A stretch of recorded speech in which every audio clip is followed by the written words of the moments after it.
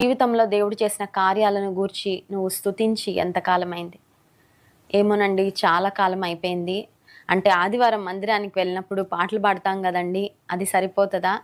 Worship అంటే సమాజములో అందరూ జూసేటప్పుడు, ప్రక్కవారికి వినబడేటప్పుడు మనం చేసే స్తుతి లేదంటే మనం పాడే పాటలే కాదు కానీ, రహస్యమందు తలుపులు మూయబడినప్పుడు నువ్వు వ్యక్తిగతంగా మోకాళ్ళూని ఒక్కసారి నీ జీవితంలో వెనక్కి వెళ్ళి from where you were to where you are today, నువ్వెక్కడ ఉండేదానివి, ఏ స్థితిలో ఉండేదానివి, దేవుడు ఎన్ని పరిస్థితులు నిన్ను దాటించుకుంటా వచ్చాడు, ఎటువంటి విపత్తులు, ఎటువంటి ఇబ్బందులు, ఎటువంటి ఆరోగ్య సమస్యలు, ఎటువంటి మరి శత్రువు యొక్క దాడులు, వాటన్నిటి నుండి నిన్ను దేవుడు కాపాడుకుంటూ ప్రిజర్వ్ చేసుకుంటూ ప్రొటెక్ట్ చేసుకుంటూ వచ్చారు. అవన్నీ జ్ఞాపకం చేసుకొని మాటి మాటికి జ్ఞాపకం చేసుకొని ఆయనను కృతజ్ఞతాస్తుతులు